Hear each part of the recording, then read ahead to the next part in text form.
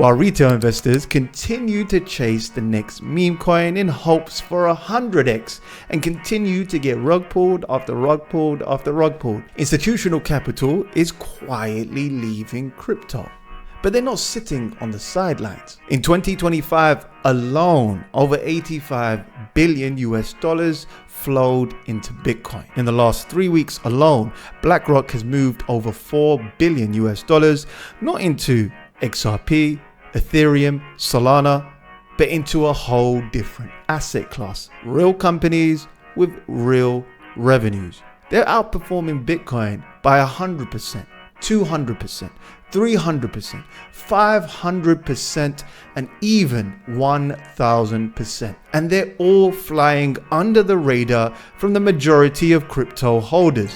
More and more publicly traded companies are buying Bitcoin. First, there was only one when I remember, then two, then three, and it's increasing by the day. The likes of MicroStrategy, Tesla, Coinbase, Metaplanet, and the list keeps going on and on and on. There are even more companies worldwide that are buying Bitcoin hand over fist, and they're holding over 3% of the total Bitcoin supply. It's not only publicly traded companies, there's governments, funds, private companies, DeFi and exchanges. Even crypto protocols such as ADA last week announced that it will buy Bitcoin. This is worldwide. The likes of USA, Britain, America, Canada, Germany, Singapore, Switzerland, and all across the world are now buying Bitcoin as their reserve. And predominantly, the largest sector is technology and finance. This is not my numbers. This is coin market cap. So don't shoot the messenger. There's over 11 million crypto projects.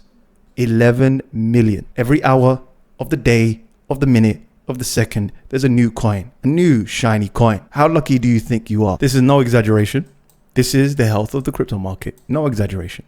Don't hate me. Please don't hate me. For the past 4 years, crypto has gone down compared to Bitcoin for the past 4 years. Okay. We're hoping for an altcoin season. However, in traditional markets, there's a whole different game being played. Circle IPO'd and made a massive gain of 368%. Metaplanet has gone up a whopping 910%, forming higher highs and higher lows, higher highs and higher lows. But that's not the kicker. If you compare Metaplanet to Bitcoin, it's actually outperforming. Since buying Bitcoin and forming it as its reserve, it's gone up a massive 800%, 8x against Bitcoin, 8x. Likewise, MicroStrategy from the very bottom to the top has gone up a massive 130x. Since it was buying Bitcoin in 2021, where it got the most amount of gains, it went up a massive 5,375%. But the kicker is, let's compare this to Bitcoin. The ultimate hedge is currently outperforming Bitcoin by a massive mile, a whopping 700%. This part's going to hurt because I'm an Ethereum maxi, and I don't like to see this, to be fair. Ethereum is underperforming, okay? It's underperformed Bitcoin for a very long time. The last all-time high was back in 2018. Since then, it's been bleeding. It's been underperforming Bitcoin. XRP and Bitcoin, no surprise there, hasn't made an all-time new high since 2017. Matter of fact, it's down as of now by 88% to its Bitcoin pair. That means for 12 years, it's underperformed Bitcoin. ADA Bitcoin, same thing applies. The last all-time high was in 2021, and it's far from its previous all-time high by 90%. If you held ADA back in 2017, it will be worth the same value in Satoshi. Let's have a look at traditional stocks like Coinbase. Coinbase, I said this many times on my channel, it's breaking out and forming all-time new highs. I was speaking about Coinbase when it was at the absolute bottom. And from here to here, it's gone up a massive 9x return. Whenever there is a gold rush, the best business to get into is selling picks and shovels. And that's what Coinbase primarily does. In the early days, it was retail. You and I running around buying altcoins and crypto projects and Bitcoin and so on and so forth. Started off by the innovators, then the early adopters, the early majority, and now we have institutional demand, and they are the late majority. And then finally, we have sovereign funds that will be the laggers, the very end, when Bitcoin is sitting at 20 trillion market cap. I'll give you some examples of what stocks can really do. Yeah, I think many participants think whenever I get into a stock, it doesn't really do much. This is Apple in the early days. It went up 700%. Again, in the early days, went up a massive 1000%. And here, ladies and gentlemen, this is the behemoth, the massive pump where there was no rug pulls. All right. So it went all the way up to 110,000%. The S&P has literally been flat all year. All year, same prices from January all the way till June, literally flat. Same goes to the Nasdaq, flat all year. We just broke here. We made a little bit of change, a little bit, but we've been literally flat all year. And Meta Planet and many other Bitcoin strategic investments have gone up massively. Since the beginning of the year till now, Meta Planet has gone up 800%. Matter of fact, even when Bitcoin had a scare, Meta Planet continued to go up higher and higher. These are real companies with real revenues. Now, yes, they might be a problem later on. It might cause a bubble. Companies are borrowing vast amounts of money just to buy Bitcoin. And there will be a deleveraging event. Every bubble has a deleveraging event.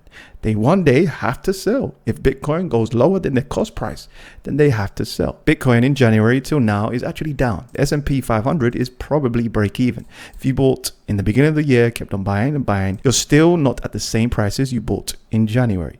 Ethereum is 50% away from January's high. Solana is 65% away, and the list keeps going on and on and on and on. No surprise there. I want you folks to have an open mind. I know some of you have fallen in love with your coins. You've married your coins, tattooed it to your chest, and decided this is my future, this is my path. But have an open mind, guys. There's a new wave happening, a new cycle happening, a new mania and frenzy happening. And I want everyone on my channel to be prepared and to understand the new playbook, the new game. There's 11 million cryptocurrency coins. That's a massive amount of supply with a tiny amount of demand. How is liquidity going to reach all of these coins?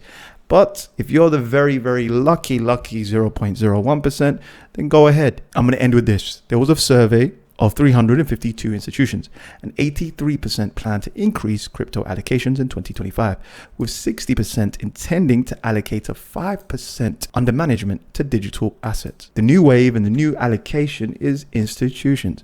Institutions want crypto, and you might have to adjust your portfolio for the coins that you think will have institutional demand, not retail demand. Recently, Kobe asked a question to the public.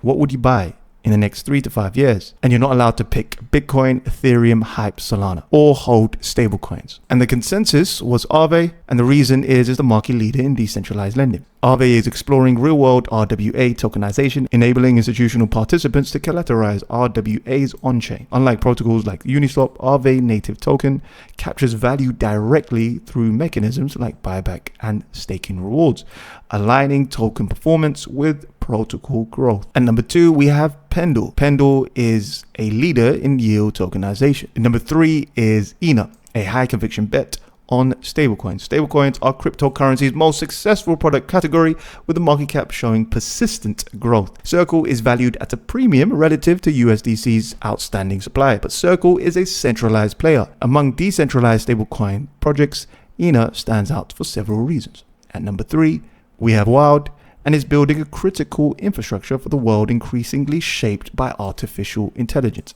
It's backed and co-founded by none other than Sam Altman. With over 12 million verified users, in a future dominated by AI agents and synthetic media, proof of personhood will become essential. And lastly, we have Jupiter, Solana's integrated DeFi powerhouse. The other notable mentions was Monero, Aero, Jito, BNB, and finally Tron. On our website, there's a blog. If you're interested, go check it out. Why tokenomics sucks and everyone cares. That's it for now. If you're serious, genuinely serious about the space, then join our private members. Enjoy your summer. See you on the next one. Peace.